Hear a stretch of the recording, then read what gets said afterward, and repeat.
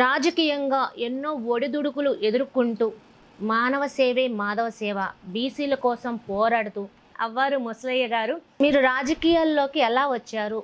అది నా మైండ్లో ఆనాడే ఫిక్స్ అయింది చిన్న వయసులో. 400 రోడ్లు వేయించేంత చేసినప్పుడు మరి మీ పేరు ఎందుకు బయటకు రావట్లేదు?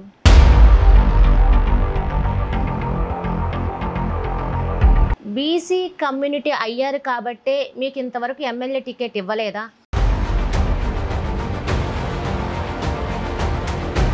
ట్రిప్కి ఒక 5 బస్సులు ఒక 100 కార్లు వేసుకెళ్ళేవాడిని జనాన్ని. అంటే ఎలక్షన్ అయిన తర్వాత గెలిచిన మిమ్మల్ని పక్కన పెట్టేశారు. ఇతను మన మీద పైకి వచ్చేస్తారేమన్న భయమా?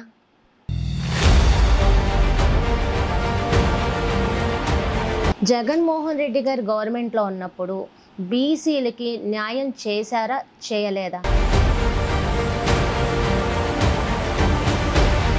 175 అవుట్ ఆఫ్ 175 ఓట్ మాకే అని ఆయన అంత అనౌన్స్ చేసి కాన్ఫిడెంట్గా ఉన్నప్పుడు అసలు ఆయన ఎందుకు విజయం చెందలేకపోయారు? దానికి 4 ప్రధాన కారణాలమ్మా.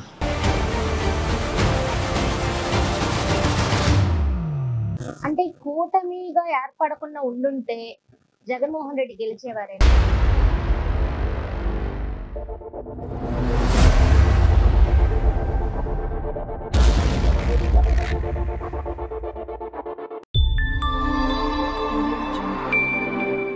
చీరాల నియోజకవర్గం అయితే ఈ రోజున 6R9 న్యూస్ అయితే రావడం జరిగింది. అయితే చేసేటప్పుడు ఏంటంటే డిజిగ్నేషన్స్ ఏంటి అనేది అయితే చెబుతూ ఉంటాం. కానీ ఈరోజు అసలు నేను చెప్పదలుచుకోలేదు. ఎందుకంటే ఒక కమ్యూనిటీ లీడర్ అనొచ్చు, రాజకీయంగా తొక్కివేయబడ్డారు అనొచ్చు, అయినా సరే ఎంతోమందికి సేవ చేస్తున్నారు. రాజకీయాలు ఉంటేనే సేవ చేయాలా అంటే విడిగా చేయలేమా? చాలా విషయాలు ఇక్కడ తెలుసుకోవాల్సినవి ఎన్నో ఉన్నాయి. ఎందుకంటే గత 30 సంవత్సరాల నుంచి రాజకీయంగా ఎన్నో ఒడిదుడుకులు ఎదుర్కొంటూ మానవ సేవే మాధవ సేవ బీసీల కోసం పోరాడుతూ ఈరోజున ఇప్పటికీ అదే పాజిటివ్ ఎనర్జీతో ఎంతోమంది పిల్లల భవిష్యత్తుకి మార్గం చూపుతూ ఇంకా నేను చెప్పేసి ఉన్నాను ఆయనే అవ్వారు ముసలయ్య గారు. నమస్తే అండి. నమస్తే అమ్మా. ఎందుకంటే మిమ్మల్ని ఒక డిజిగ్నేషన్తో మాట్లాడలేం, మీరు ఒక ఫ్రీడమ్ ఫైటర్లా కనిపిస్తున్నారు మాకు, అలాగే కనిపిస్తున్నారు. అయితే సార్ అసలు ఇంతకీ అవ్వారు ముసలయ్య ఎవరు, రాజకీయాల్లోకి ఎలా వచ్చారు? నేను బీసీ కమిషన్ జడ్జిగా చేశాను మొన్నటిదాకా. మీరు రాజకీయాల్లోకి ఎలా వచ్చారు? మీ తల్లిదండ్రులు ఎవరు? మా తల్లిదండ్రులు చేనేత పారిశ్రామికులమ్మ. ఆయన 1980లో చనిపోయారు. 1980కి ముందు మా ఫాదర్ ఇక్కడ మొగ్గాలు నేయిస్తా, చేనేత మొగ్గాలు నేయిస్తా వ్యాపారం చేసుకుంటూ గుంటూరుతో సంబంధాలు ఉండే, ఎక్కువ చీరల వ్యాపారం అంతా గుంటూరుతో ఉండేవాడు. మాకు 4 అక్కయ్యలు. 4? ఆ తర్వాత నేను, మా తమ్ముడు. 6. మా పెద్దక్క ఇదే ఇల్లు. 2 ఈపురుపాలు, 3 రేపల్లె, 4 హైదరాబాదు. ఇలా 4 అక్కయ్యల తర్వాత నేను పుట్టాను. కొంచెం గారాభంగా ఉంటుంది కదా అక్కయ్యల తర్వాత. అట్లా నేను 6వ తరగతిలో చీరాల హై స్కూల్లో చదువుకునేటప్పుడు అందరూ ఎక్కువ 200 మంది స్ట్రెంత్. 200 మంది స్ట్రెంత్లో ఎక్కువ మంది బ్రాహ్మిన్స్ అండ్ వైశ్యాసే ఎక్కువ ఇక్కడ ఆ స్కూల్లో. మా బీసీలో అనేటువంటి వాళ్ళు మొత్తం కలిపి 18 మంది ఉండేవాళ్ళు. 6వ తరగతిలో నేను వాళ్ళందరినీ చూసి బాగా చదవాలనేటువంటి ఆకాంక్షతో ఉన్నా. ఎందుకంటే మా తాతగారు ఈపురుపాలెం పక్కనే 4-5 కిలోమీటర్లు. ఈపురుపాలెంలో ఉమాకాంత భాగవతారని మా తాతగారు, వాళ్ళ కూతురు మా మదరు. నేను ఎప్పుడు చిన్నప్పటి నుంచి అక్కడే పెరిగేవాడిని. ఆ పెరిగే దశలో మా మేనమామలంతా బాగా చదువుకునేవాళ్ళు, మా చిన్నమ్మలంతా చదువుకునేవాళ్ళు. వాళ్ళందరూ చిన్న గదిలో ఇట్లానే చదువుతూ ఉంటే నేను వెళ్ళి చిన్న పిల్లోడికి అల్లరి చేస్తూ గడిపేటువంటి సమయం అది నా మైండ్లో ఫిక్స్ అయింది ఆ రోజునే. ఏమని? ఈపురుపాలెంలో ఉన్నటువంటి పేదవాళ్ళందరినీ తీసుకొచ్చి మా మేనమామలు చదివిస్తూ ఉంటారు. వాళ్ళందరితో పాటు చదివిస్తూ ఉంటారు. అది నా మైండ్లో ఆనాడే ఫిక్స్ అయింది చిన్న వయసులో. అంతే, అది మర్చిపోయాను. తర్వాత అరే మా తాతగారు ఇంతమంది పేదవాళ్ళని చదివించి ఇంతమంది ఉద్యోగస్తులు రిటైర్డ్ అయ్యారే అనుకుంటూ ఉండేవాడిని. ఆ తర్వాత నేను ఆ చదువు అనేటువంటి పట్టుదలలో చీరాల హై స్కూల్ అందరినీ కన్నా ఓవర్కమ్ అయ్యి నేను హై స్కూల్ ఫస్ట్ రావాలని 6వ తరగతి 7, 8, 9, 10వ తరగతి వరకు ప్రయత్నం చేశాను. 11 అంటే ఎస్ఎస్ఎల్సీ మాది లాస్ట్ బ్యాచ్. 11లో I stood high school first అందరినీ బీట్ చేసి హై స్కూల్ ఫస్ట్ వచ్చాను. అప్పుడు మా నాన్నగారు అరే బైపీ తీసుకోరా, ఇక్కడ మన వాళ్ళంతా ఎక్కువ మంది డాక్టర్లు కోర్స్ చదివారు. సరేనండి బైపీ తీసుకున్నా. నాకు ఇంట్రెస్టెడ్ సబ్జెక్టు మ్యాథమెటిక్స్ అయినా కూడా మా నాన్నగారి అడ్వైస్, తల్లిదండ్రులు మాట జవదాటినటువంటి కుటుంబాలు కాబట్టి మేము ఆయన చెప్పినట్టే తీసుకున్నాం. ఒకే సంవత్సరం పియూసి ప్రీ యూనివర్సిటీ కోర్స్. దాంట్లో కాలేజీకి వెళ్ళాము. నాకు సబ్జెక్టు మ్యాథమెటిక్స్ తెలుసు కానీ బాటనీ జువాలజీ తెలీదు. అయినా కూడా కష్టపడి చదివి కాలేజీలో ఫస్ట్ క్లాస్ వచ్చి కాలేజీ ఫస్ట్ వచ్చాను. అప్పుడు కాలేజీ ఫస్ట్ మళ్ళీ అలా వచ్చాను. నాకు ఇక మామూలు మార్కులతోనే నాకు సీట్ వస్తుంది, ఎంబీబీఎస్ సీట్. అలాంటిది ఆనాడు మెడికల్ ఎంట్రన్స్ ఎగ్జామినేషన్ అని బ్రహ్మానంద రెడ్డి గారు ఫస్ట్ టైం ఇంట్రడక్ట్ చేశాడు. దాంతో మాకు first time I faced this medical entrance examination on the date 1970. ఆ టైంలో నేను I got medical seat at Kakinada Rangaraya medical college. మా నాన్నగారిని అడిగాను, 14,000 కట్టాలి నాన్న, అవి ఇస్తే నేను పోయి చదువుకుంటానని. అప్పట్లో 14,000. ఇప్పుడు ఎంత అయి ఉంటుంది సార్? అది 2 crores ఉంది. ఓకే. అడిగితే ఏంటి నువ్వు చదువుకొని ఎక్కడికో వెళ్ళి డాక్టర్ అయితే మాకెవరు చూసేది, అమ్మ లేదు, 6 ఏళ్ళు అయింది చనిపోయి, నువ్వు ఎట్టా వెళ్ళిపోతావు, నువ్వు వెళ్ళిపోతే ఎట్లా, మాకు అట్ట కాదు, మాకు అన్నం వెండి పెట్టేవాడు కావాలి కదా, ఇక్కడ అక్కయ్య కూతుర్ని ఇస్తారు, చేసుకో, ఇక్కడే ఉండు, నువ్వు పొలాలు వ్యాపారం చూసుకో, తమ్ముడని చేనేత చూసుకుంటాడు, నువ్వు పొలాలు చూసుకో అన్నాడు. ఇక తప్పలా. ఏం ఫైట్ చేయలేదా చదువుకుంటాను వెళ్తాను అని? చిన్న వయసు కదమ్మా, ఫైట్ చేయటం అంటే ఒప్పుకోరు కదా తల్లిదండ్రులు, ఎదిరించలేము. పెద్దవాళ్ళు లేదంటూ ఇంకా ఒప్పుకుంటారు మీరు. అట్లా నేను మిస్ అయిపోయాను, నాకు సీట్ రాలేదు. తర్వాత ఇక బీకామ్ చేరాను, ఇంగ్లీష్ మీడియం. ఎక్కడ? చీరాల కాలేజీలో చదివి బీకామ్, తర్వాత బిఎల్ చదివేశాం, అయిపోయింది. ఆ తర్వాత నన్ను వ్యవసాయం చూసుకోమని పంపించాడు. అసలు వ్యవసాయం అంటే తెలియదు, పొలం అంటే తెలియదు. అలాంటి చోట నేను ఎంటర్ అయ్యాను. 1975లో ఎంటర్ అయ్యాను వ్యవసాయంలోకి. అయ్యి ఒక 5 ఏళ్ల పాటు మాకున్నటువంటి పొలం అంతా కూడా కాలువ నీరు పారదు, హైట్ ఉంటుంది. ఆలోచన చేసి అప్పట్లో నేను లిఫ్ట్ ఇరిగేషన్ నా పేరుతో అగ్రికల్చరల్ సర్వీస్ తీసుకొని ఆ అగ్రికల్చర్ సర్వీస్తో మోటార్తో నీళ్ళు ఎత్తిపోసి పండించేవాడిని. అట్లా ఒక 5-6 ఏళ్ళు అయింది. నేర్చుకున్నారు, తప్పదు ఇంకా. బ్రహ్మాండంగా పండించి అట్లనే ప్రోగ్రెసివ్ ఫార్మర్ని అయ్యాను. ఎక్కువగా ఏది పండించేవాళ్ళు? వరి మాగాని. ఆ వరి పంటల్లో ఎప్పుడు కూడా వరి తప్పితే పండిన చోట వేరుశనగ వేసి ఎలా పండించాలా అనేటువంటి ప్రయోగం చేసి వేరుశనగ పండించా. ఆ తర్వాత కూరగాయలు పండించా అక్కడే. అలా చేశాను.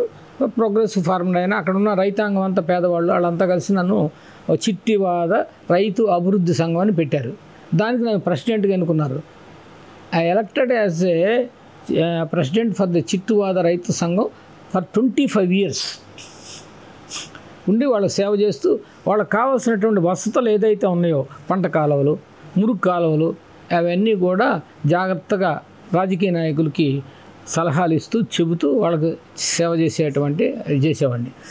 ఏ విత్తనం వేస్తే బాగుంటుంది. నాకు గవర్నమెంట్ ఒక ప్రోగ్రెసివ్ ఫార్మర్ కింద మినీ కిట్స్ అని ఇచ్చేవాళ్ళు, 1 kg 2 kgలు. అవి నేను డెవలప్ చేసి దాన్ని మంచి విత్తనంగా తయారు చేసి అందరికీ మోడల్ విత్తనంగా డిస్ట్రిబ్యూట్ చేసేవాడిని. ఆ టైంలో చేసినటువంటి విత్తనాలే 7206 అని అప్పట్లో వచ్చింది, సొన్న మసూర్ అని.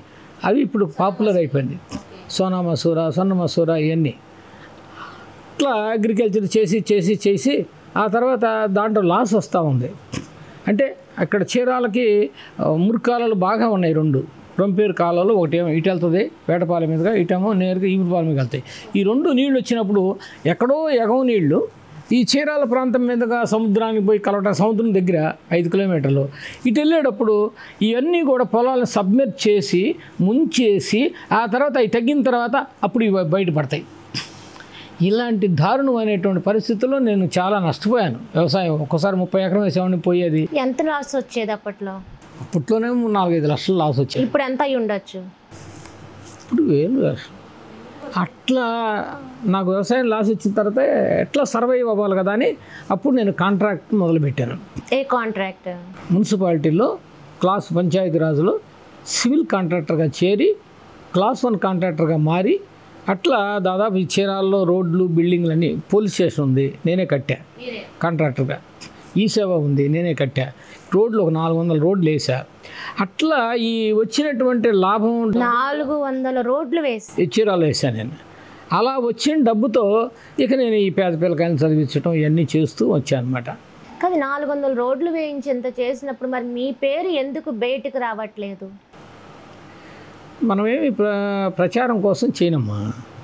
ప్రచారం చేసాను సరే, ఇప్పుడు పొలిటికల్ అనగానే ఇంత సేవ చేస్తున్నప్పుడు ఎవరికన్నా ఒక సహాయం ఇంత చేసినా ఇప్పుడు చెప్పేసుకుంటున్నారు. 400 రోడ్లు వేశారంటే పోలీస్ స్టేషన్ వరకు అసలు మీ పేరు ఎందుకు రాని? ఏమైనా రాజకీయంగా? నేను పోలీస్ స్టేషన్ కట్టాను కదమ్మా, ఇప్పుడు ఉంది కదా బిల్డింగ్.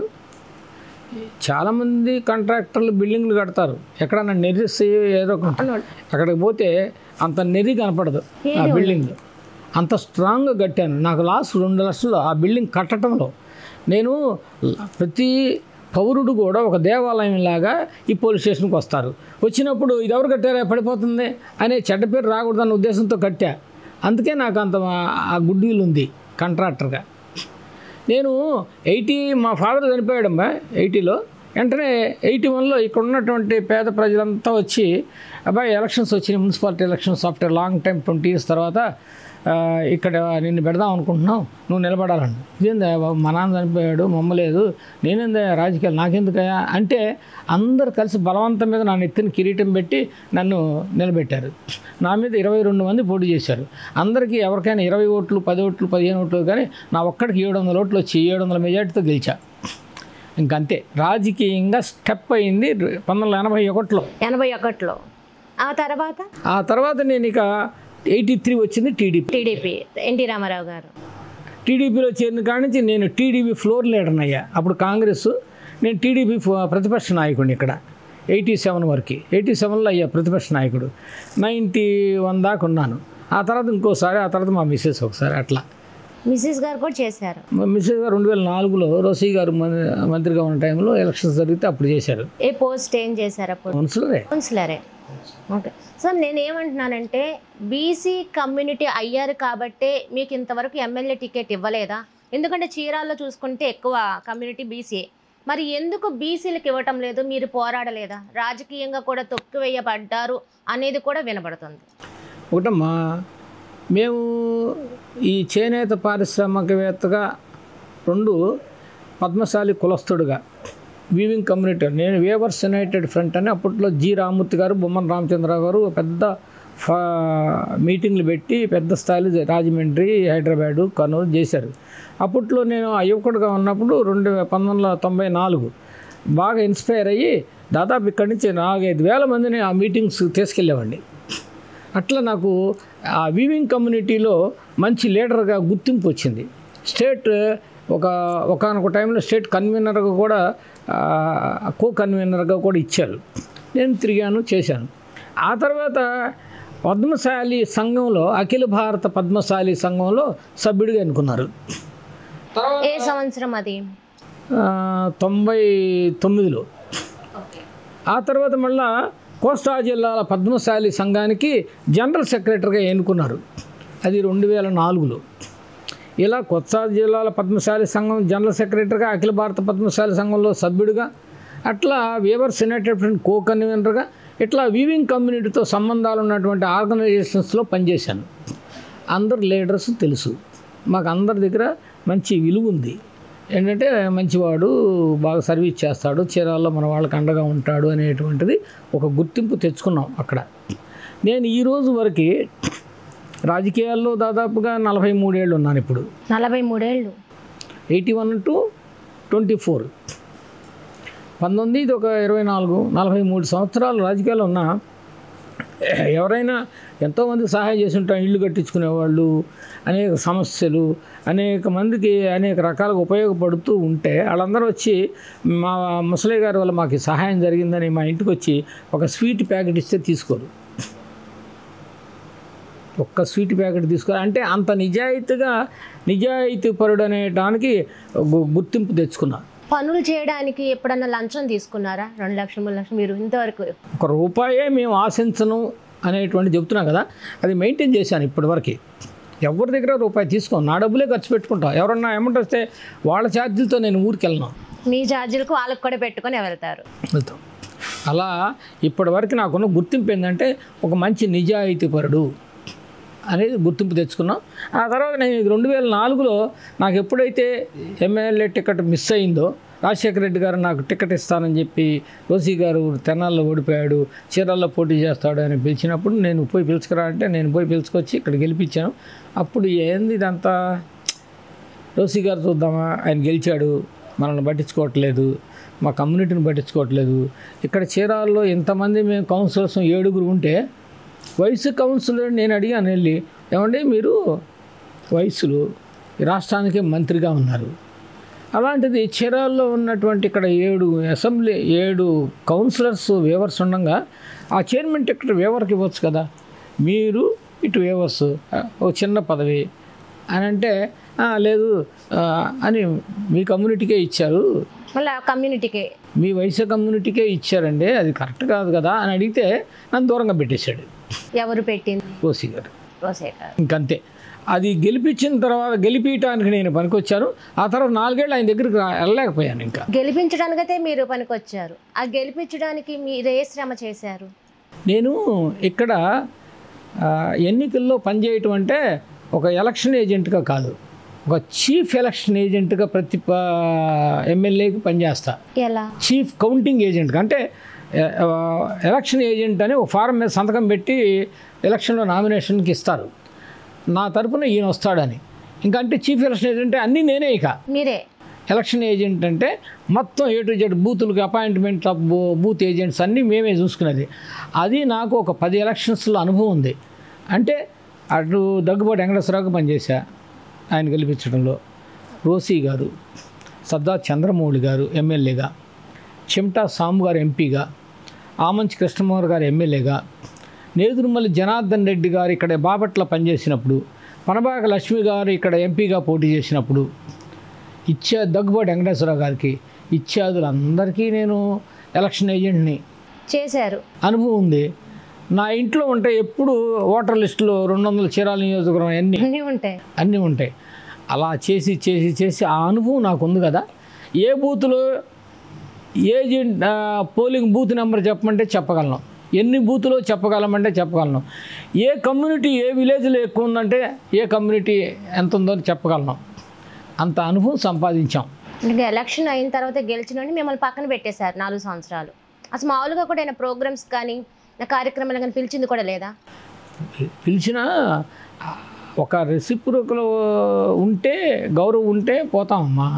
ఆయన గెలిపించిన స్థాయి, తెనాల్లో పోటీ చేసి ఓడిపోతే నేను ఒక ఎమ్మెల్యే టికెట్గా పోటీ చేసే సమయంలో రాజశేఖర రెడ్డి గారు చెబితే కదా నేను టికెట్ వదిలేసి ఆయన గెలిపించింది. ఏం చెప్పారు రాజశేఖర రెడ్డి గారు?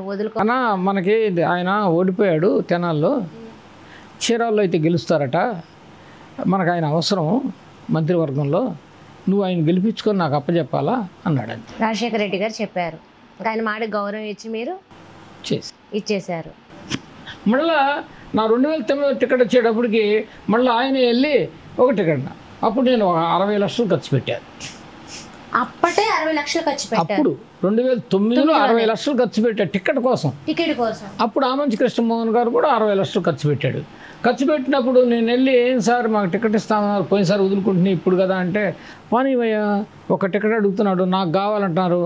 నేను ట్రిప్కి ఒక 5 బస్సులు ఒక 100 కార్లు వేసుకెళ్ళేవాడిని జనాన్ని, రోసీ గారి దగ్గరికి రాజశేఖర రెడ్డి గారికి. ఎట్లా తిరిగి అలసిపోయి దాదాపు 2009లో ఒక 60 లక్షలు ఖర్చు పెట్టుకున్నా. టికెట్ ఇవ్వాల ఆ మంచికి ఇస్తాం.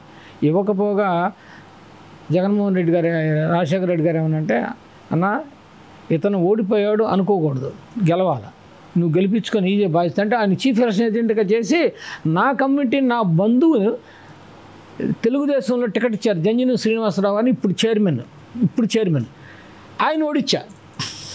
నిజాయితీ అంటే అది చేసే పనిలో నిజాయితీగా చేశారు, ఇచ్చిన బాధ్యతని. కానీ అది గుర్తుపెట్టుకొని నేను ఆనాడు ఈయన ఓడించడంలో అన్యాయం చేశానని ఈసారి అతను కౌన్సిలర్గా నిలబెట్టి అతను మున్సిపల్ చైర్మన్ చేసిన దాకా తోడుండి చైర్మన్ చేశారు. ఓకే, అంటే ఇప్పుడు మీరు ఒక 4 ఎమ్మెల్యే సీట్లు మిస్ అయ్యారు. 6 సార్లు 6 సార్లు 99, 2004, 2009, 14, 19, 24 6 సార్లు మిస్ అయ్యాను టికెట్. 6 సార్లు మీకు ఎంత డబ్బు ఖర్చు అయ్యి ఉంటుంది, ఎంత లాస్ అయ్యి ఉంటారు చెప్పగలరా? 2-3 కోట్లు ఖర్చు అయ్యి ఉంటారు. అంటే మిమ్మల్ని అవసరానికి వాడుకోవడం, ఓ ఎలక్షన్ టైంలో తీసుకురావడం, అంటే వాళ్ళ రూపాయి ఖర్చు పెట్టకుండా మీకే బాధ్యతగా ఇస్తే నిజాయితీగా చేస్తారు. ఎలక్షన్లో డబ్బులు అంటే ఎవరైనా ముట్టుకోరు. నేను ఎవరికైనా ఇంత ఖర్చు పెట్టాలంటే వాళ్ళకి డైరెక్ట్గా ఇవ్వటమే కానీ నేను మధ్యవర్తిగా వాళ్ళ దగ్గర డబ్బు తీసుకొని వీళ్ళకి ఇవ్వటం ఏ రోజు చేయలేదు. అసలు ఏ రోజు చేయలే. ఈ 43 ఏళ్లలో సార్ ఇతనికి ఒక 10,000 ఇవ్వండి, 1,00,000 ఇవ్వండి అంటే ఇష్టం అంతే. నేనుగా తీసుకోవటం ఇవ్వటం అనేటువంటిది నా లైఫ్లో ఇంతవరకు చేయలే. ఏ రాజకీయ ఎవరు దగ్గుబాటి వెంకటేశ్వరరావు పెద్దవాడే కదా, జేడి శీలం పెద్దవాడే కదా, పనబాక లక్ష్మి సెంట్రల్ మినిస్టర్లు కదా, వీళ్ళంతా పురంధేశ్వరి వీళ్ళందరూ 3 సెంట్రల్ మినిస్టర్లమ్మా. ఒక ఆయన ముఖ్యమంత్రి, ఇక్కడ గెలిచినటువంటి రోజీ ముఖ్యమంత్రి, పనబాక లక్ష్మి సెంట్రల్ మినిస్టరా, అలానే పురంధేశ్వరి పనబాక లక్ష్మి, ఇంతమంది సెంట్రల్ మినిస్టర్లు, జేడి శీలం, ఇంతమంది నేను చీఫ్ ఎలక్షన్ ఏజెంట్ కదా, మరి ఎంత విలువ ఉండేది మాకు. అంటే ఇంత మంచితనం ఉండి నిజాయితీగా ఉండి రాజకీయంగా తీసుకొస్తే ఇతను మన మీద పైకి వచ్చేస్తారేమన్న భయమా? ఉండొచ్చు, వాళ్ళకి ఉండేటువంటి కనెక్షన్స్ అలా ఉంటాయి కదా, వాళ్ళకు ఉండేటువంటి పరిచయాలు, వాళ్ళని ప్రేరేపించబడేటువంటి వాళ్ళు, ఆ సంబంధాలతో వాళ్ళు ఇతనికి ఇచ్చినందువల్ల మనకేం డబ్బులు వస్తాయి, మనం ఇంకోటికి ఇస్తే డబ్బులు వస్తాయి కానీ అనేటువంటి ఆశతో ఉండేవాళ్ళు చాలామంది ఉంటారు రాజకీయ నాయకులు. మరి ఏనాడు నిలదీయలేదా మీరు? ఇప్పుడు 6 సార్లు ఏదైనా చైర్మన్ పోస్ట్ ఇవ్వచ్చు, లేదా ఎమ్మెల్సీ ఇవ్వచ్చు, పోనీ ఇన్నిసార్లు త్యాగం చేసినందుకన్నా ఎమ్మెల్సీ అనే ఇవ్వచ్చు, మరి ఎందుకు ఇవ్వలేదు? నేను చేసినటువంటి రాజకీయ పనికి నాకు విలువిచ్చి గౌరవించింది జగన్మోహన్ రెడ్డి గారమ్మా. ఆయన బీసీ కమిషన్ మెంబర్గా ఇచ్చి నేను బీసీలకి తరఫున నన్ను తిప్పాడు. నేను జంగా కృష్ణమూర్తి గారు రాష్ట్రం మొత్తం బీసీల కోసం తిరిగి అన్ని మీటింగ్లు పెట్టి అవేర్నెస్ తీసుకొచ్చాం. బీసీల్లో అన్ని చోట మీటింగ్లో మాట్లాడేది నేనే. జంగా కృష్ణమూర్తి గారు టీడీపీకి వచ్చేసారు. అప్పుడు నేను ఈ బీసీల పట్ల మంచి అవగాహనతో ఇటు చిత్తూరు మొదలుకొని అనంతపురం, ఇటు శ్రీకాకుళం దాకా తిరిగిన సందర్భంలో వచ్చిన అనుభవంలో నాకేం చేశాడు జగన్మోహన్ రెడ్డి గారు, టికెట్ ఇవ్వలేక అన్నా నీకేదో ఒకటి ఇస్తానన్నా అని, నీ క్యాబినెట్ ర్యాంకే ఇస్తానని చెప్పి అప్పుడు బీసీ కమిషన్ మెంబర్గా ఇచ్చాడు. బీసీ కమిషన్ మెంబర్గా ఇచ్చారు మాకు. అది 3 ఏళ్ళు. ఆ 3 ఏళ్ళు ఫిబ్రవరి 20వ తారీఖు 2020లో ఇస్తే మళ్ళీ 24వ తారీఖు ఫిబ్రవరి, 23 ఫిబ్రవరి 2023 వరకు పనిచేశారు. మీకు అధికారం ఇవ్వకపోతేనే ప్రజాసేవల్లో ఎన్నో లక్ష ఇప్పుడు కోట్లుగా కూడా అనుకోవచ్చు ఖర్చు పెట్టిన మీరు బీసీ కమిషన్ మెంబర్గా ఇచ్చినప్పుడు మీరు ఈ 3 సంవత్సరాల్లో ఏ కార్యక్రమాలు ఎంతమందికి న్యాయం చేశారు? మాకు బీసీ కమిషన్లో చైర్మన్గా శంకరనారాయణ గారని ఒక హైకోర్టు జడ్జి అమ్మ, ఆయన రిటైర్డ్ అయిన తర్వాత ఆయనకి నామినేట్ చేసి చైర్మన్ ఇచ్చారు. ఆయన సాంగత్యంలో ఈ బీసీలకు సంబంధించినటువంటి మెయిన్ గొప్ప పని మేమేం చేసామంటే ఏరియా ఆఫ్ ఆపరేషన్ అని, ఎవరైనా సరే ఒక ఏరియాలో ఉన్నటువంటి వాళ్ళు ఇంకొక చోట బీసీలుగా పిలవబడరు అనేటువంటిది ఉండేది అప్పట్లో. అంటే శ్రీకాకుళం జిల్లాలో ఉన్నటువంటి తూర్పు కాపులు, రెడ్డికా క్యాస్టు, వీళ్ళందరూ కూడా పనులు రీత్యా అక్కడ పనులు లేనప్పుడు ఈ ప్రాంతాలకు వలస వచ్చారు. వాళ్ళకి ఇక్కడ బీసీ అనేది రాదు, వాళ్ళు మైగ్రేషన్ సర్టిఫికేట్ తెచ్చుకోవాలి.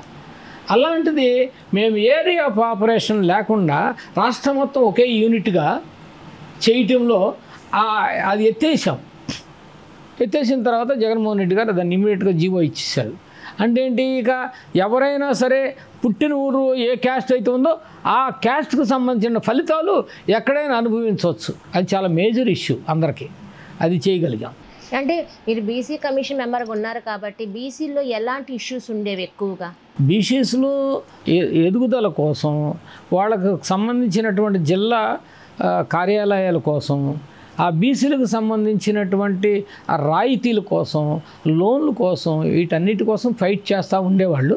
అవన్నీ కూడా మా దృష్టికి వచ్చినవన్నీ ఏదైనా బీసీలను తక్కువగా చూసి బీసీలను ఎవరన్నా తిట్టినప్పుడు రజకులు ఉన్నారు, నాయి బ్రాహ్మణులు ఉన్నారు, మంగళవాడ సాకలోడు అని తిడతారు.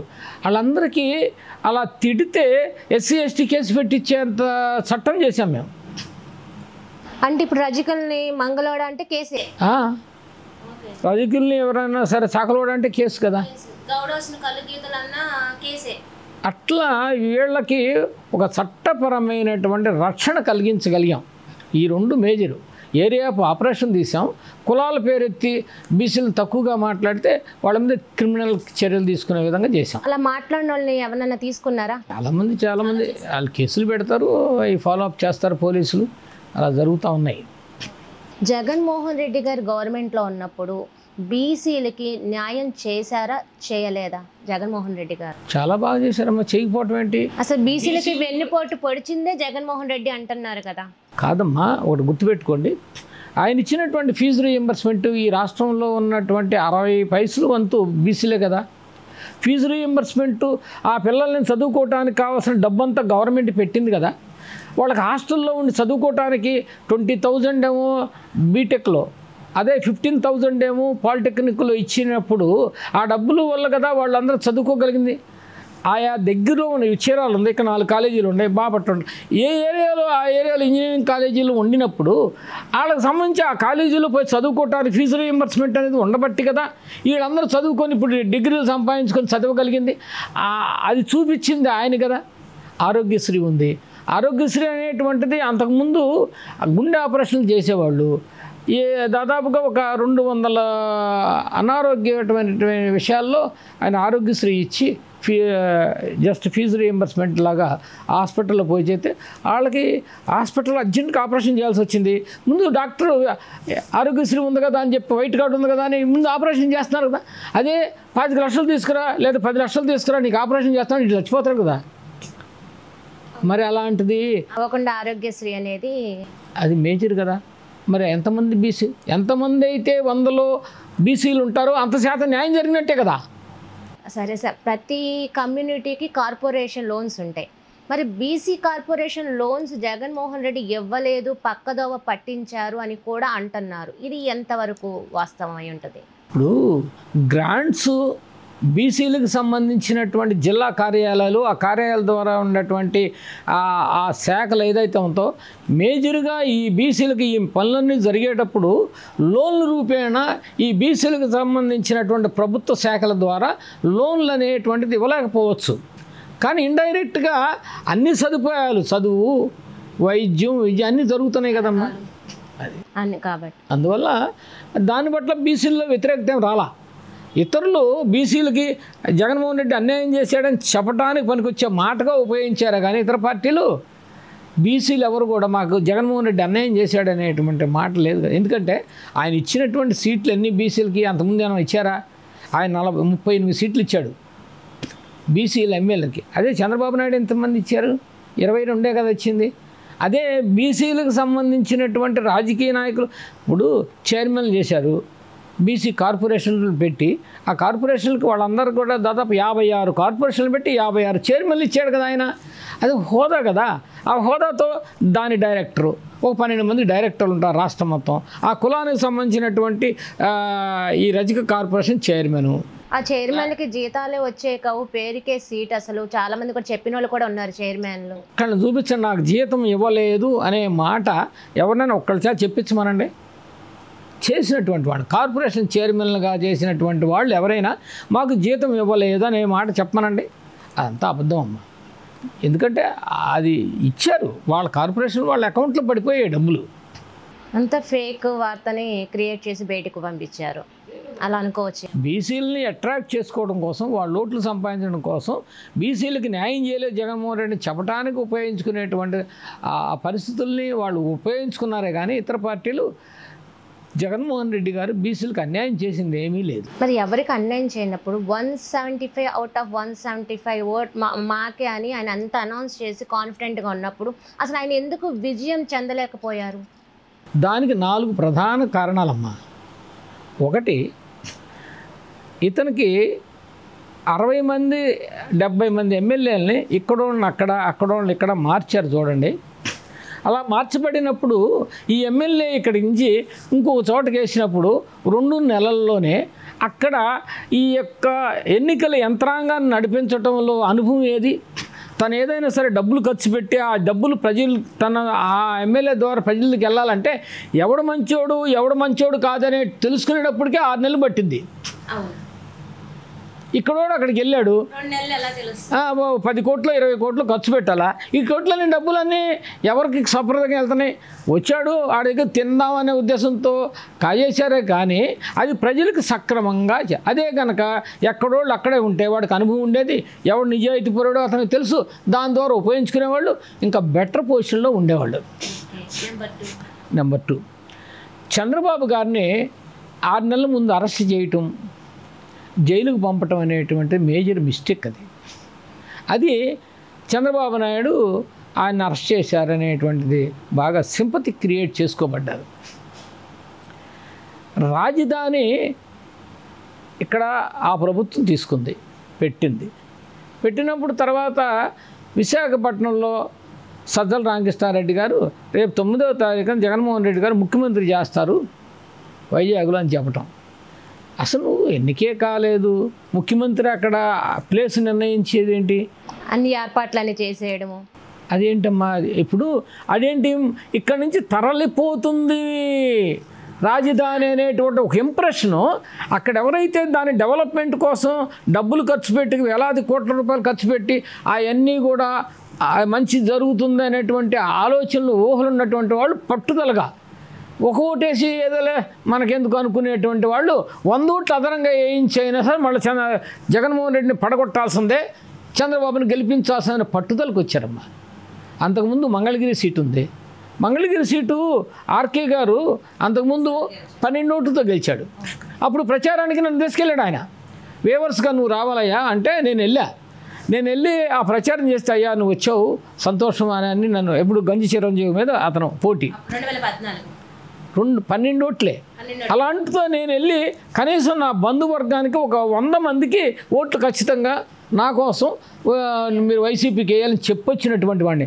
నువ్వు రాబట్టి నీ వల్ల ఒక 100 ఓట్లన్నీ మారిని, నేను 12 ఓట్లతో గెలిచాను, ఆ ఓట్లు ఎవరో చెప్పు, నేను వాళ్ళకి వెళ్ళి దండం పెట్టి వస్తాను అన్నాడు ఆర్కే. రెండోసారి అదే ఆర్కే 12,000 మెజార్టీతో గెలిచాడు. 12,000 గెలిచారు కదమ్మా. మూడోసారి ఏంటి 90,000తో ఓడిపోవటం. అందుట్లో వేవరు ఎలా జరుగుంటుంది మరి? అంత మెజారిటీ ఓడితే నారా లోకేష్ గారికి ఎక్కువ వచ్చినాయి అంటే ఆ మురుడు హనుమంతరావు క్యాండిడేట్లు కరెక్ట్ కాదు. వేవర్స్ అని చెప్పుకోవటానికే కానీ ఆ వేవర్ సీట్ అక్కడ ఇవ్వకుండా అక్కడ ఆర్కే గారికే ఇచ్చి ఆ వేవర్ సీట్ ఏదో పద్మశాలికి మంగళగిరికి ఇక్కడికి ఎంత 70 కిలోమీటర్లే ఇక్కడ చీరాలు ఇచ్చుంటే ఇది గెలిచేది అది గెలిచేది కదా. ఇవ్వకుండా అక్కడ వేవర్స్కి ఇచ్చామని అనిపించటానికే ఇది. అక్కడేమో గంజి చిరంజీవినేమో మేము ఇస్తున్నాం అని చెప్పి ప్రకటించి ఆ గంజి చిరంజీవి గారు టికెట్ ఇచ్చినట్టుగా చెప్పి ఆ తర్వాత మురుడు హనుమంతరావు ఉంది. మురుడు హనుమంతరావు ఆల్రెడీ ఈ సిట్టింగ్ ఎమ్మెల్సీ ఉండగా ఆ ఇంట్లో ఇంకో పదవి ఎందుకు? గంజి చిరంజీవి 12తో ఓడిపోయాడు, మళ్ళీ నీ పార్టీలోకి వచ్చాడు, అతనికి ఇచ్చి ఇంకో మనిషి డెవలప్ అవుతాడు కదా. అలా కాకుండా ఈ పదవి కూడా ఆయనకే ఇస్తే గంజి చిరంజీవి కానీ ఓడించడంలో ప్రయత్నం చేసిన ఆయనకి ఇప్పుడు మళ్ళీ నువ్వు ఆయనకే టికెట్ ఇస్తే వ్యూవర్స్ ఎవరైనా అట్రాక్ట్ అయ్యారా? ఏం కాలా. అందువల్ల భారీ మెజారిటీ నారా లోకేష్ గారికి వచ్చింది. అలా రాజధాని విషయంలో తీసుకున్నటువంటి నిర్ణయం కానీ లేదు చంద్రబాబుని అరెస్ట్ చేయటంలో కానీ అలానే ల్యాండ్ టైటిల్ సంబంధించింది కూడా ఒకటి ఉంది కదా, అది అంత మేజర్ కాదు కానీ జనంలో బాగా నాటుకుపోయినటువంటి సమస్యల్లో ఈ పేద ప్రజలందరికీ కూడా లోన్లు రోడ్లు పట్టించుకోవట్లేదు. అంటే డబ్బులన్నీ కూడా ఈ పథకాలకి ఇస్తూ టయానికి డబ్బులు పడేట్టుగా అవన్నీ చేయటంలో అడ్మినిస్ట్రేషను డెవలప్మెంట్ అనేటువంటిది న్యాచురల్గా జరగాల. సెంట్రల్ గవర్నమెంట్ ఇచ్చిన ఫండ్స్ దేనికోసం అయితే విడుదల చేయబడ్డాయో ఆ విడుదల కోసమే ఖర్చు పెట్టాలి. అది చేయకుండా డైవర్ట్ చేసి ఆ పథకాల రూపంలో ఆ డబ్బులంటే మళ్ళీ టైం నెల వచ్చేటప్పటికల్లా దాన్ని తీసి సిద్ధంగా ఉంచడంలో అదొకటి. తర్వాత ఆయన ఆయనకు సంబంధించినటువంటి మనుషులకే దగ్గర తీసుకొని వాళ్ళకే ద్వారానే నిర్ణయాలు అమలు జరిగేటువంటి పరిస్థితి ఉండి మా బోటోళ్ళం ఆయన దగ్గరికి వెళ్ళలేకపోయాం కదా. ఇంత లీడర్స్ అయి ఉండి ఆయన కోసం తిరిగి జగన్మోహన్ రెడ్డి దగ్గరికి వెళ్ళాలంటే దాదాపు అక్కడ 7 సముద్రాలు దాటి వెళ్ళాలంత పరిస్థితిని గ్యాప్ అట్టి పెట్టారు కదా. ఆ పరిస్థితి రావటంలో ఇప్పుడు జగన్మోహన్ రెడ్డి గారు ఉన్నారు, ఆయన దగ్గరికి ఎవరైనా అన్నప్పుడు ఒక లీడర్ ఏమంటే ఆడమంటే ఒక 10 మంది వెళ్ళారనుకోండి. రాజశేఖర రెడ్డి గారు అయితే ఆ 10 మందిని పలకరించి అందరినీ ఉదయం కనిపి 2 గంటల సేపు హలో హలో హలో అంట పలకరిస్తే అదొక ఇది. అట్లానే వీళ్ళంతా ఫోటోలు దిగేవాళ్ళు. ఎన్టీ రామారావు ఉన్నాడు, లక్ష్మీపార్వతిని పెళ్లి చేసుకున్నాక ఆయన అందరూ వస్తే రండి అని ఫోటోలు దిగేవాళ్ళు. ఈ ఫోటోలు ఈ రాష్ట్రం మొత్తం విడుదలైపోయినాయి. ఈ ఫోటోలు ప్రతి ఏళ్లలో ఉన్నాయి. అట్టనే రాజశేఖర రెడ్డి గారి ఫోటోలు ఉన్నాయి. జగన్మోహన్ రెడ్డి గారు ఎవరినైనా చూస్తేనా, ఎవరైనా పలకరిస్తేనే కదా. ఎవరైనా 10 మంది వెళ్ళారు, భుజమే చేసి ఫోటో తీస్తే అవన్నీ వాళ్ళు నేను జగన్ అమ్మట తిరిగారు ఫోటో దిగా అనేటువంటి చెప్పుకోవడానికి ఏం లేదే, దగ్గరికే పోనివ్వలేదే. పేరుకే సీఎం జగన్మోహన్ రెడ్డి, కానీ మొత్తము సజ్జల రామకృష్ణ గారే నడిపేది అనేది కూడా అంటారు. నిజమేనా? ఇప్పుడు మీకు తెలియదేం కాదు, మేము చెప్పగలిగింది ఏం లేదు. కానీ ఆయన దగ్గరికి పోవటానికి ఒక 3-4 కుంభస్థలాలుగా 4 గేట్లు దాటుకొని వెళ్ళాలా. ఒకటేమో అప్పుడు విజయసాయిరెడ్డి, ఒకటేమో సుబ్బారెడ్డి గారు, ఒకటేమో సజ్జల రామకృష్ణారెడ్డి గారు. వీళ్ళందరినీ దాటుకొని కదా ఆయన దగ్గరికి వెళ్ళాలా. ఎవరు దాటగలుగుతారు? ఎమ్మెల్యేలకే విలువ లేనప్పుడు గెలిచినట్టు ఎమ్మెల్యేలకే విలువ లేదు. వీళ్ళందరి దగ్గరికి వెళ్ళి జగన్మోహన్ రెడ్డిగా చెప్పుకోవడం వాస్తవ పరిస్థితిని, ప్రజెంట్ సిచ్యువేషన్ని ఎలా ఉంది అంచనా వేయటానికి పరిస్థితులు ఏంటని ఆయన ఆలోచించలేదు. వీళ్ళు దగ్గరికి పోనీయలేదు. గ్యాప్ పెరిగింది, కార్యకర్తకి గ్యాప్ పెరిగింది. కార్యకర్తలు ఏ విధంగా నిలబెడతారు? కమ్యూనికేషన్ లేదు. ఇంకా కమ్యూనికేషన్ లేదమ్మా. కమ్యూనికేషన్ ఉంటే కదా. నా లింక్ అనేది కట్ అయిపోయింది. ఇప్పుడు మెయిన్ ఇంకోటి ఏంటంటే ఓడిపోవటానికి బలమైన కారణం, నేను వాలంటీర్ వ్యవస్థ పెట్టా. ఈ వాలంటీర్ వ్యవస్థ ద్వారా వాలంటీర్లు చేసేస్తారు, మీకేం అక్కర్లేదు సార్. నేనేం పని చేయాలా? నేను ఈ బూత్లో ఉంటాను, ఈ బూత్లో 100 ఓట్లు ఉన్నాయి కదా. అక్కర్లేదబ్బా, అక్కడ 5 వాలంటీర్లు ఉన్నారు, వాళ్ళు చూసుకుంటారు అని వాలంటీర్ల మీద బాధ్యత పెట్టి వాలంటీర్లకు భయం అప్పచెప్పామంటే ఈ రాష్ట్రంలో 100 ఓట్లు, 200 ఓట్లు, 300 ఓట్లు వేయించి గెలిపించగలిగినటువంటి వాళ్ళంతా పని పాటలు లేకుండా కూర్చోవలసి వచ్చింది. ఎన్నికలు వచ్చేటప్పటికి ఏమైంది? గ్యాప్ వచ్చింది. వీళ్ళని ఓట్లు వేయించారా? చంద్రబాబు ఈ వాస్తవాన్ని తెలుసుకొని ముందు ఎన్నికలు బిగిన కాంగల్నే నీకు ఇగో డబ్బులు ఇస్తున్నాం కదా, నువ్వు వెళ్ళి వాలంటీర్లకు 25,000 కాడికి ఇచ్చేస్తే ముందు వాళ్ళు మనకు అన్యాయం చేయకుండా సైలెంట్గా ఉంటారు. అట్లా సైలెంట్గా వీలున్నంత వరకు సైలెంట్గా చేసుకోండి అని ప్రయోగం చేశాడు చంద్రబాబు. వాలంటీర్ వ్యవస్థని నమ్మకంతోనేమో నిజమైనటువంటి కార్యకర్తలను ఓట్లు వేయించగలిగిన యంత్రాంగాన్ని దూరంగా పెట్టాడు జగన్మోహన్ రెడ్డి. వాళ్ళు పనిచేస్తారని ఎవరినైతే నమ్మకం పెట్టుకొని ఉన్నాడో వాళ్ళని చంద్రబాబు నాయుడు దుప్పటి కప్పేసి లోన పెట్టేశాడు. ఓడిపోవటానికి ఏ కారణం? అంటే ఇంకోటి ఏంటంటే సొంత చెల్లికిను తల్లికి అన్యాయం చేశాడు కాబట్టి ఇతను నమ్మడానికి లేదు అనేది కూడా ఒక నడిచింది. నడవచ్చు. ఎందుకంటే ఒక కుటుంబంలో చెల్లెళ్ళు అన్నలు ఉన్నటువంటి కుటుంబంలో వివాదాలు వచ్చి అది బజారుకి ఎక్కితే దాని నష్టం ఖచ్చితంగా ఆ నాయకుడు ఫేస్ చేయాల్సిందే కదా. ఇప్పుడు జగన్మోహన్ రెడ్డి గారికి ప్రచార కార్యకర్తగా ఆమె జైల్లో ఉన్నప్పుడు ఆమె తిరిగింది కదా ఇన్ని రోజులు, ఆమె ఉపన్యాసం ఇచ్చింది కదా పార్టీ కోసం. అలాంటి ఆమెను సైలెంట్గా అట్టి పెట్టుకోవడంలో నీ యొక్క నేర్పరితనం ఏది? ఆమెని రోడ్డును పడేసి ఈమె నీ గురించి తప్పుగా మాట్లాడుతుంది అనుకోండి, నిజం ఉందో అబద్ధం ఉందో ఎంత ఉందో తెలియకపోయినా మాట్లాడేటువంటి అవకాశం నువ్వు కల్పించావు కదా, అది ప్రజల్లో తీవ్రమైనటువంటి వ్యతిరేకత తెస్తుంది కదా. అదే జరిగింది. ఈరోజు చేబ్రోలు కిరణ్ అనే సోషల్ మీడియాలో మాట్లాడే వ్యక్తి భారతి గారి గురించి చాలా తప్పుగా మాట్లాడారు. వెంటనే చంద్రబాబు నాయుడు పార్టీ నుంచి తొలగించి జైలుకి పంపించేలాగా కేసు పెట్టారు. మరి అదేవిధంగా చంద్రబాబు నాయుడిని అసెంబ్లీలో కానీ ఇటు బయట ప్రెస్ మీటుల్లో కానీ నోటుకొచ్చినట్టు మాట్లాడి బూతులు మాట్లాడుతున్నప్పుడు మరి జగన్మోహన్ రెడ్డి సీఎంగా ఉండి ఎందుకు చేయలేదు? తప్పదే. అందుకనే దాని ఫలితం ఇప్పుడు పవన్ కళ్యాణ్ గారు ఉన్నారు, ఆయన 3 పెళ్లి చేసుకుంటే 4 పెళ్లి చేసుకుంటేమండి అది పర్సనల్ కదా. నువ్వు మీటింగుల్లో మాట్లాడింది ఎక్కువ పవన్ కళ్యాణ్ గురించే కదా, చంద్రబాబు గురించే కదా. ఈ పాలసీ గురించి మాట్లాడు. నేను వస్తే ఈ చేస్తానని చెప్పు. ఆల్రెడీ ఈ చేశా, మళ్ళీ నేను గెలిస్తే ఇది మీ ప్రజలందరికీ దగ్గరగా ఉండేట్టుగా నేను వ్యవహారాలు నడుపుతానని చెప్పు.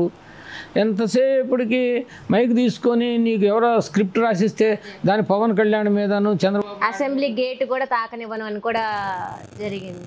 ఈరోజు అసెంబ్లీలో వెళ్ళి కూర్చొని ఇవన్నీ తప్పిదాలేనమ్మా. జగన్మోహన్ రెడ్డి స్వయంకృతాపరాధం. జగన్మోహన్ రెడ్డిని ఎవరు ఓడించలా, ఆయనే ఓడించుకున్నాడు. అంటే జగన్మోహన్ రెడ్డి గారు ఎలక్షన్కు 1 year ముందు ప్రజల్లో ఉండాల్సింది కాస్త ప్రజలతో ఉన్న కమ్యూనికేషన్ లింక్ మిస్ అయిపోయింది. అంతే ఉంటుంది ఖచ్చితంగా. ఇప్పుడు జగన్మోహన్ రెడ్డి గారు ప్రజల పట్ల అభిమానం ఇప్పటికీ ఆ 40% ఓట్లు ఉన్నాయి. ఎక్కడ లేవా అంటే నీకు వేయబోయేటువంటి ఓట్లని ఆ వాలంటీర్ వ్యవస్థ వల్ల ఒక 5%, ఈ 70 మందిని ఇటువంటి మార్చడంలో అక్కడ కార్యకర్తలు సరిగా పనిచేయకపోవటం వల్ల అదొక 4%. ఇట్లా ఒకటి కలుపుకొని 10% అదనంగా నీకు పడాల్సిన ఓట్లు అటు పడ్డాయి. వాళ్ళకేమో 59 వచ్చినాయి, నీకు 40 వచ్చినాయి. అంటే కూటమిగా ఏర్పడకుండా ఉండుంటే జగన్మోహన్ రెడ్డి గెలిచేవారే ఖచ్చితంగా. ఇప్పుడు ఈ కూటమి అనేటువంటి దానికోసం ఎదురు చూశాడు. నువ్వు అవకాశం ఇచ్చావు కాబట్టి నువ్వు చంద్రబాబుని జైలుకి పంపించినప్పుడు పవన్ కళ్యాణ్ బాలకృష్ణ ఇద్దరు కలిసేది జైలు దగ్గరికి వెళ్ళారు, ప్రెస్ కాన్ఫరెన్స్ పెట్టారు. అప్పటి వరకు సందిగ్ధంలో ఉన్నటువంటి పవన్ కళ్యాణ్ అనౌన్స్ చేయలా, నేను టీడీపీతో కలిసి పోటీ చేస్తాననే మాట ఇంకా అప్పటికి అనలా. అదే ఫస్ట్ టైము అనేసాడు, నేను ఖచ్చితంగా టీడీపీతో కలిసి పోటీ చేస్తాననే మాట అనౌన్స్ చేశాడు అక్కడే. ఆ అవకాశం నువ్వు కల్పించిందే కదా. చంద్రబాబు నాయుడు లోనకి వెళ్లకుండా ఉంటే పవన్ కళ్యాణ్ బీజేపీతో కలుద్దాం కూటమిగా అనుకునే సమయంలో నువ్వు ఇచ్చిన అవకాశం వల్ల ముగ్గురు కలిశారు కదా. అటు పవన్ కళ్యాణ్ అటు బీజేపీ అని వాళ్ళు కూడా ఎదురు చూస్తున్నారు. ఇటుకన్నా ఆ ముగ్గురు కలిస్తే కొన్ని ఓట్లు కలిసి స్ట్రెంగ్త్ అవుద్ది, కనీసం 45% వస్తాయి. ఆ 45% వల్ల మనకి బీజేపీకి కొన్ని సీట్లు ఆంధ్రప్రదేశ్లో వస్తాయి, పార్లమెంటు సీట్లు, అసెంబ్లీ సీట్లు అని కదా. వాళ్ళు తర్వాత ఇంకొక అవకాశం వచ్చినప్పుడు మన జగన్మోహన్ రెడ్డి గారికి బీజేపీతో నువ్వు రా మాతో కలిసి పోటీ చేస్తామని అవకాశం ఇచ్చినప్పుడు ఉపయోగించుకోవాలి. అయిన ఎంతసేపు ముస్లిం మైనారిటీ ఓట్లు మనకు దూరం అవుతాయి అనేటువంటి ఒకే ఒక ఆలోచనతో వాళ్ళు ఇచ్చినటువంటి ఇన్విటేషన్ నువ్వు ఉపయోగించుకోవాలా.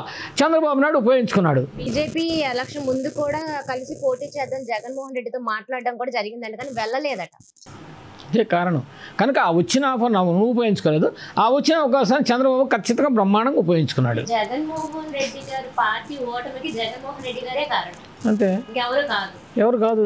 మరి ఒకవేళ నెక్స్ట్ 29కి గెలిచే ఛాన్సెస్ ఉంటాయా లేదా రాజకీయంగా ఛాన్సెస్ 100% ఉంటాయమ్మా. 100% ఎందుకంటే ఇప్పుడే 6 నెలల క్రితమే ఈ ఫీజు రీఎంబర్స్మెంట్ ఉంది, సరిగా ఇవ్వటం లేదు. ఆ బీసీలు అనబడేటువంటి కులాలకి వాళ్ళ పిల్లల్ని చదివించుకోవడానికి అవకాశం వాళ్ళంతా అప్పులు చేసి చదివించుకోవాల్సి వస్తుంది. ఆరోగ్యశ్రీ సరిగా డబ్బులు విడుదల చేయటం లేదు. వీళ్ళందరికీ కూడా మరి చేనేత నేస్తం అన్నారు. ఒక్కసారి జగన్మోహన్ రెడ్డి గారు 24,000 సంవత్సరానికి వేసేవాడు ఆగస్టు 7వ తారీఖు. ఇప్పుడు అది లేదు. వాళ్ళకు ఒక్కసారి 24,000 రూపాయలు ఒక కార్మికుడికి 80,000 మందికి వచ్చాయి, ఇప్పుడు లేదు. సూపర్ 6 అనే పథకాలు అయితే రావట్లేదా? అయితే ఆయన బస్సు అన్నాడా, బస్సు లేడీస్కి ఫ్రీ అన్నాడా, వచ్చినాయా? లేదు కదా. ఈ చేనేత నేస్తం అనేటువంటిది పథకం పోయిందా? ఇట్లాంటి పథకాలు ఆయన డబ్బులతో కూడుకున్నటువంటి చాలా బడ్జెట్ కార్యక్రమాలన్నీ కూడా పక్కకు పెట్టేసి వాయిదా వేశాడు. అందువల్ల అది వ్యతిరేకత ఉంది. ఆ వ్యతిరేకత ఒక్కసారి గుప్పు మందు ఇప్పుడేమి జగన్మోహన్ రెడ్డి ఇచ్చింది ఈయన ఇవ్వలేదనేది పోల్చుకుంటూ ఉన్నారు. వన్స్ డిసైడ్ అవుతారు వీళ్ళు. ఎప్పుడు డిసైడ్ అవుతారు? చూసి 4 ఏళ్ళ తర్వాత. ఆ తర్వాత ఒక్కసారి మార్పు వస్తుంది, మార్పు తెస్తారు ప్రజలే. అసలు కూటమి అనేది రన్ అవుతుంది అంటారు 5 సంవత్సరాలు. కొంతమంది వీట్లించచ్చు, కొంతమంది ఇవన్నీ ఊహాగానాలు. ఎవరంటే వాళ్ళు విడిపోవాలని కోరుకునే వాళ్ళు చెప్పే మాటే కానీ అదేం జరగదు. ఎవరు వదులుకుంటారమ్మా వాళ్ళ యొక్క పవర్ని, కలిసి ఉన్నందువల్ల వచ్చినటువంటి పవర్ని అటు బీజేపీ సెంట్రల్ గవర్నమెంట్ అధికారంలో ఉండి, ఇక్కడ స్టేట్ గవర్నమెంట్ అధికారంలో ఉండి ఈ మంత్రి పదవులు అనుభవిస్తూ సెంట్రల్ గవర్నమెంట్తో సంబంధాలు ఉన్నటువంటి వాళ్ళు ఇప్పుడు విచ్ఛిన్నమై ఎందుకు లూజ్ చేసుకుంటారమ్మా? నారా లోకేష్ రెడ్ బుక్ అనేది సంచలనంగా మారింది. దీనిపై మీ అభిప్రాయం? వాళ్ళు వైసీపీ కార్యకర్తల్ని దెబ్బ కొట్టడంలో, టీడీపీ అనేటువంటి వాళ్ళ కార్యకర్తలకు న్యాయం చేసే అనటంలో వాళ్ళందరికీ దగ్గర అవ్వటానికి, ఓట్లు రాబట్టుకోవటానికి చేసినటువంటి రెడ్ బుక్. ఆ రెడ్ బుక్ అనేది అమలు చేస్తున్నారా, అమలు చేయటం లేదా అనేటువంటిది ప్రజలకు తెలుసు. ఇప్పుడు టీడీపీ గవర్నమెంట్లో ప్రతి వాడు ఎవరైతే నాయకుడు అనుకునే వాళ్ళందరినీ ఏదో రూపేణ వంకబెట్టి జైలుకు పంపిస్తున్నారు కదా. అందరిని ఇప్పుడు పంపారు కదా, 1 by 1 వాడు కాదు రేపు కాదు ఎల్లుండు. ఎంతమందిని పెట్టి గోరంట్ల మాధవ్ని పంపించారా, ఇక్కడ జోగి రమేష్ని పంపించారా, అట్లా ప్రతి ఒక్కళ్ళని, విడుదల రజనీ గారిని కేసులో. కనుక రాజకీయ కక్ష తీర్చుకోవడంలో ఏదైతే ప్రయత్నాలు జరుగుతాయో అది తప్పనిసరిగా అది రివర్స్ అవుద్ది రేపు తర్వాత 4 ఏళ్ళు అయిన తర్వాత. మనం వచ్చాం, మనం ఏం చేయాలో చేసుకుంటూ వెళ్ళిపోతే. ఇప్పుడు బీజేపీ గవర్నమెంట్ ఉంది, సర్వైవ్ ఎందుకయిందంటే కాంగ్రెస్ పట్ల ఉన్నటువంటి వాళ్ళందరినీ లోనేయటం ఏదో ఒకటి అతన్ని చేశారు తప్పితే, ఇక్కడ ఆంధ్రప్రదేశ్లో బాబు ఇటు తలుపు అట్రా లక్ష్మి, ఇప్పుడు కేసీఆర్ కూతుర్ని కవిత గారిని ఢిల్లీలో వాళ్ళిద్దరిని తప్పితే బీజేపీ గవర్నమెంట్ కక్ష సాధింపు చేసినట్టుగా పెద్ద ప్రచారం లేదు కదమ్మా. అంటే ఇప్పుడు ఎలా ఉందంటే, ఇప్పుడు వైసీపీలో ఎవరైతే అంటే మాఫియా కానీ ఎక్కువ లంచాలే కానీ ఏదన్నా నెగిటివ్ చేసినా అయితే బీజేపీలోకి వెళ్ళిపోవడం చూస్తున్నారు, లేదా జనసేన లేదా టీడీపీలోకి వెళ్ళే విధంగా ఉంటున్నాయి. ఇప్పుడు మేమున్నాము, మాకు టికెట్ ఇవ్వలేదు, మేము ఇక్కడే ఉన్నాం కదా. 2000 మాకు టికెట్ ఎప్పుడు రావాలా, జగన్మోహన్ రెడ్డి పార్టీలోనే వచ్చాం కదా, మరి మాకు ఇవ్వలేదు, ఇప్పుడు ఇవ్వలేదు, మేము పక్కకు పోలేదు కదమ్మా, మేము ఇక్కడే ఉన్నాం కదా. వెయిట్ అండ్ సీ, వస్తే వస్తుంది లేకపోతే లేదని, ఇటు నుంచి అటు, అటు నుంచి అటు, అటు నుంచి ఇటు, ఇటు అటు నుంచి ఇటు పోతే అంతేగాని వెయిట్ అండ్ సీ అంతే. సార్ ఒకటి సార్, స్టిల్ ఇప్పుడు రాజకీయం అంటే ప్రజాసేవ అనుకోవచ్చు, బిజినెస్ అనుకోవచ్చు. ప్రజాసేవగా చేస్తే ఎప్పటికైనా దానికి చలనం లేదు, రాణింపు ఉంటుంది. ఎప్పుడైనా ఇవాళ కాకపోయినా రేపైనా ఎదుగులోకి వస్తారు. ప్రజాసేవని వ్యాపారంగా చేస్తే ఈ పవర్ ఉన్నంత వరకే ఉంటుంది. ఆ తర్వాత మళ్ళీ జనం పట్టించుకోరు, గవర్నమెంట్ ఉండదు. సరే, ఇప్పుడు రాజకీయంగా అయితే ఇవన్నీ అయిపోయినాయి. మీ గురించి చూడాలంటే రాజకీయాలు ఉంటేనే ప్రజలకు సేవ చేయాలనేది మీ దగ్గర లేదు. మీ గురించి మీకు తెలుసుకున్నంతవరకు చాలామంది పిల్లల భవిష్యత్తుకి మీ సొంత నిధులతో ఎంతోమందిని 500 పైగా చాలామందిని చదివిస్తున్నారట. వీటి గురించి మా 6R న్యూస్తో కొంచెం షేర్ చేస్తున్నారు. తప్పకుండా. ఇప్పుడు మా జయం ఏంటంటే, నేనేనాడు కూడా ప్రచారానికి ఈ యొక్క సంస్థని, మాది weavers educational and social organization, weaker sections educational and social organization 2. ఈ రెండింటి వల్ల మేము చేసేటువంటి కార్యక్రమాలన్నీ కూడా ఒక పేదవాడికి న్యాయం జరగాల. ఒక పేదవాడు, తల్లిదండ్రులు ఉన్నవాళ్ళు ఉంటారు, తల్లి ఉంటుంది, తండ్రి ఉంటారు, తల్లి లేదు లేకపోతే తండ్రి లేడు అనేటువంటి కుటుంబాలు ఉన్నాయి. వాళ్ళు నిరుపేద కుటుంబాలు, వాళ్ళు చదువుకోవాలా. ప్రభుత్వం అవకాశాలు ఏదో ఫీజు రీయింబర్స్మెంట్ అనేది ఇచ్చింది కనుక దాన్ని ఉపయోగించుకుంటూ ఎక్కడో చోట చదువుకొని అభివృద్ధిలోకి రావాలా. ఆడికి అండగా ఉండాలా. ఆడికి అండగా ముందు చదువుకుంటే కదా వాడికి అండగా ఉండగలిగే. ఆ చదువుకోవటంలో అంటూ దోవ చూపించి ఆ చదివించిన తర్వాత వాడికి ఉద్యోగం అంటూ ఇప్పిస్తున్నాం మేమే. ఇప్పుడు నేను ఈ నెలలోనే 200 ఉద్యోగాలు ఇచ్చాను. నాకు అనేక మంది మా దగ్గర 50 మంది ఉన్నారయ్యా, పంపించు, 10th చదివితే చాలు, 10th తప్పితే చాలు, ఇంటర్ చదివితే చాలు, ఇంటర్ తప్పితే చాలు, డిప్లొమా చదివితే చాలు, ఐటీఐ చదివితే చాలు, డిగ్రీ చదివితే చాలు అనేటువంటి వాళ్ళు నా దగ్గర ఇప్పుడు కనీసం 500 ఉద్యోగాలు నాకు ఆఫర్లో ఉన్నాయి. నేను వీళ్ళందరికీ పోస్ట్ చేస్తున్నా, చదివించి వాటి పోస్ట్ చేస్తాను. అరే బాబు ఇది ఫలానా చోట ఉన్నాయిరా, ఇగో ఈ 11 పోస్టులు పెట్టాను, ఐటమ్ నెంబర్ 8, 9, 10, 11, 12, 13, 14, 15, 16, 17, 18 నిన్న పెట్టా. అవి చూసిన వాళ్ళు నాకు ఫోన్ చేస్తున్నారు, సార్ మీరు ఏదో పోస్ట్ పెట్టాను రా, ఏం చదివావు, ఫలానా, ఎక్కడ, ఫలానా, ఉద్యోగానికి వెళ్తావా? వెళ్తానంటే ఓకే, కానీ నేను ఉద్యోగానికి పంపను. నువ్వు హైదరాబాద్ వెళ్తానన్నావు, పొద్దున్నే శబరి ఎక్స్ప్రెస్కో లేదా నైట్ బండి ఎక్కినాక సార్ నేను హైదరాబాద్ బయలుదేరానంటే అప్పుడు నీకు ఉద్యోగం కోసం రెడీ చేస్తా అక్కడ. అంతేగాని ఊరిని ఎంక్వైరీ కోసం మాత్రం వద్దురా బాబా అని అది మార్చుకున్నాను నేను పద్ధతి. డిసైడ్ అయితే జాబు లేదు. దొడ్డబొల్లాపూరు, బెంగళూరు, నువ్వు ఇక్కడ శేషాద్రి ఎక్కుతావా, లేదు యశ్వంతపూర్కి ఎక్కుతావా, ఎక్కిన తర్వాత నేను ఎక్కానండి అన్నాను, అప్పుడు నీకు జాబ్. నీ ఏం ఒరిజినల్స్ ఇవ్వాల్సిన అవసరం లేదు. ఒక అగ్రిమెంట్ రాసి 4 ఏళ్ళు 5 ఏళ్ళు చేయాల్సిన అవసరం ఏమీ లేదు.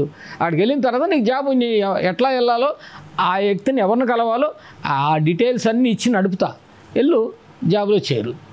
జిల్లాలే కాదు, రాష్ట్రాలే కాదు, దేశాలు కూడా వెళ్ళిన వాళ్ళు ఉన్నారు మీ దగ్గర ఉన్న స్టూడెంట్స్ చాలామంది. ఒక అబ్బాయిని మా ఇంట్లోనే చదువుకున్నాడు, ఈ కింద ఉన్నాయి వడాపొయ్యి మీద కట్టలేదు కింద. ఒకప్పుడు మా దగ్గర రెడ్డిస్ అనేవాళ్ళు ఒక కుటుంబం వచ్చింది కల్లపాలెం నుంచి. ఆ కుటుంబంలో ఉన్నటువంటి బిడ్డలను నేను చదివించాను. వాళ్ళలో ఒక బిడ్డ మా ఇంట్లోనే 4 ఏళ్ళు ఆడు రాజమండ్రి సీట్ వస్తే గోదావరి ఇన్స్టిట్యూట్లో నేను అక్కడ పోను, నా స్నేహితులంతా బాపట్ల ఉన్నారంటే వాళ్ళ తండ్రి ఒప్పుకోపోయినా నేను బాపట్ల తీసుకొచ్చి చదివించా. వాడు ఇక్కడే ఉన్నాడు, ఈ కంప్యూటర్ వాడుకునేవాడు, ఇక్కడే పండుకునేవాడు. ఇంటికి వెళ్ళి బండి వేసుకొని వెళ్ళి దండుబాటులో మళ్ళీ ఇక్కడికి వచ్చేవాడు, పండుకునేవాడు.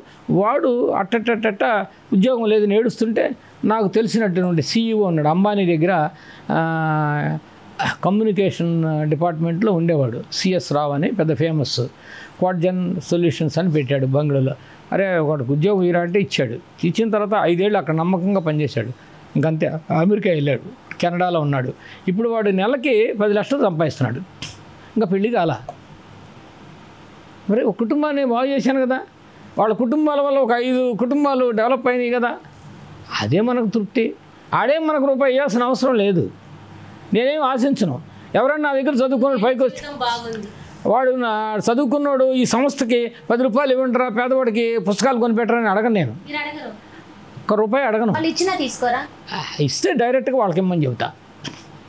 మీ చేతులతో తీసుకోరు, నా చేతులతో తీసుకొని ఎవరైనా ఒకసారి పేదవాడు ఉన్నారు రానిలాగానే వాళ్ళకి డైరెక్ట్గా బుక్స్ రూపాయన అయ్యి లేదు ఏదైనా ఆర్థికంగా ఇవ్వు అంతే. సరే, వందల వేల కోట్లు ఉన్న వాళ్ళే అంటే జేబులో నుంచి ఒక చదువు కానీ పెద్దగానే ఒక 5 లక్షలు అయినా సహాయం చేయండి అంటేనే చేయని రోజుల్లో మీకెందుకంత ఔదార్యము, అంత ఔదార్యం అంటే ఇది ఒక నాకు రాజకీయంగా లేదా? నా పిల్లలకి లేదండి. ఇప్పుడు నా పిల్లలు సెటిల్ అయ్యారమ్మ 15 ఏళ్ల క్రితమే. ఇప్పుడు మేము మా మిస్సెస్సే ఉన్నాము. మాకు ఇది ఒక టైం పాస్ లాగా. పేదవాళ్ళందరూ మా ఇంట్లోకి వస్తూ ఉంటారు, పొద్దున్న లేచి ఫోన్లు చేస్తూ ఉంటారు. నా ఫోన్లకి ఓ 10 ఫోన్లు 20 ఫోన్లు వస్తూ ఉంటాయి. తల్లిదండ్రులు వస్తారు, సార్ మా అబ్బాయికి సీట్ అండి, మా అమ్మాయికి సీట్ అని, సార్ మా అబ్బాయికి జాబ్ అని. ఇది చాలు కదా. ఒక రాజకీయ నాయకుడి దగ్గరికి నాకు ఆ పని ఉంది ఈ పని ఉందని అలవాటు చేసుకుంటూ జనాలను రప్పించుకునేటువంటి వాళ్ళు, డబ్బులు తీసుకునేటువంటి వాళ్ళు. నేను కూడా జనాలను రప్పించుకుంటున్నా, డబ్బు ఏం తీసుకోవట్లా, వాళ్ళ యొక్క కోరికలు తీరుస్తున్నా అంతే.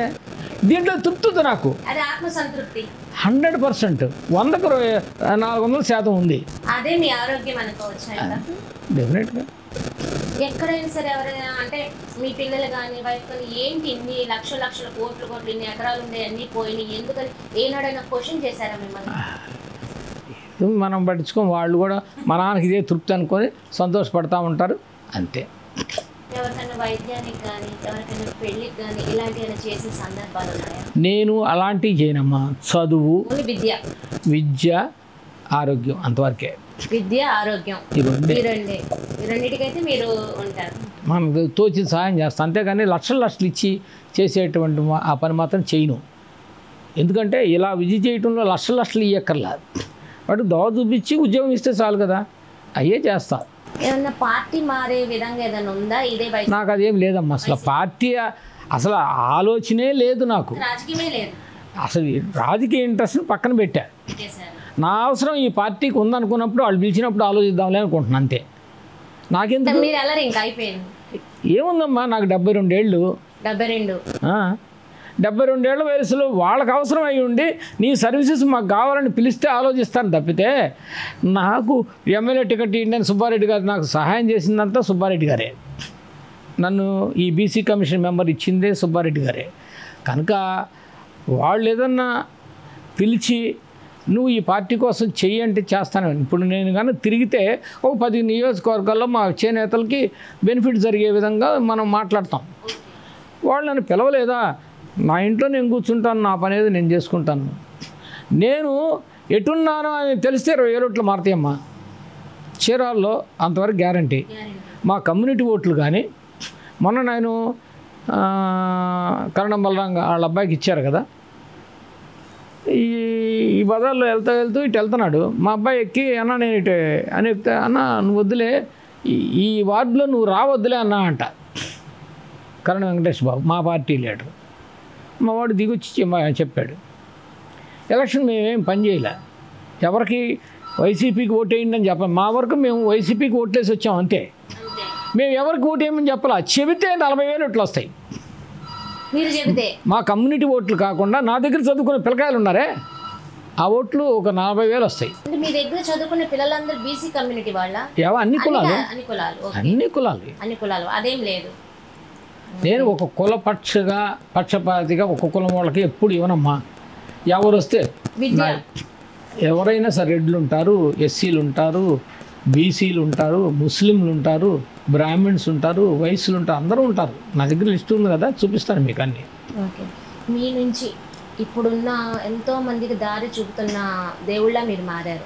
మరి ఆ స్టూడెంట్స్ అనే కానీ ఇప్పుడు ఈ ఇంటర్వ్యూ చూసే వాళ్ళందరికీ స్టూడెంట్స్ మీరు చెప్పే ఒక మంచి మాట, వాళ్ళు ఎదిగి తల్లిదండ్రుల యొక్క గౌరవాన్ని నిలిపి వాళ్ళ కోసం నేను మిమ్మల్ని కని పెంచినటువంటి తల్లిదండ్రులకి మీరు జీవితాంతం రుణపడి వాళ్ళని మంచి కొంచెం ఏజ్డ్ అయిన తర్వాత వాళ్ళని మంచిగా చూసుకోండి అని చెప్తా.